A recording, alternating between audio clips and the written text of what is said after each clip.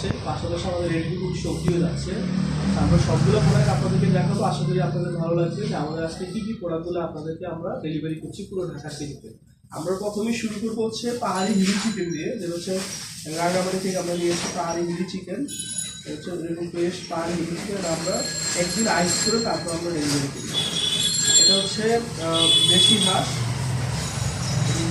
দেশি হাঁস, যেটা আমরা এভাবে ড্রেসিং করে আগুন করে তারপর দিয়ে আমরা তার মাথা হচ্ছে আমাদের একদম ফ্রেশ, আজকের ফ্রেশ দেশি শিং মাছ, এখনো জ্যাম পাতা দেখুন ভিতরে নেওয়া হচ্ছে ফ্রেশ দেশি শিং মাছ।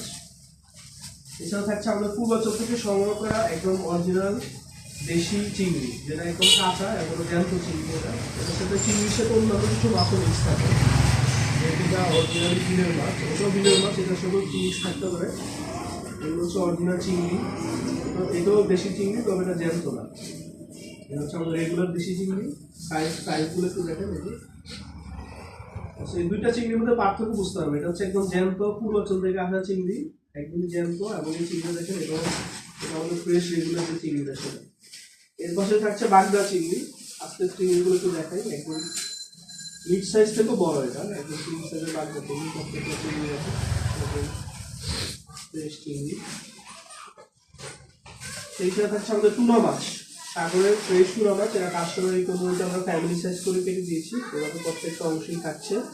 এবার আমরা ফ্যামিলি সাইজ করে কেটে দিয়েছি, যারা বাচ্চারা খেতে খুবই পছন্দ করে। এর পাশেই থাকছে আমাদের ফ্রেশ গরুর কলিজা, এরপর পানি ছাড়া ফ্রেশ গরুর কলিজা, নদীর রুই মাছ, যেটা 3 কেজি প্লাস ছিল। এটা একটু করে ডেলিভারি চলে যাবে, তাই আমরা এখন প্যাক করে চলেছি। একটি মজুদ দেশি রুই মাছ, এটা আমরা ফ্যামিলি সাইজ করে কাটিয়ে দিয়ে দিয়েছি।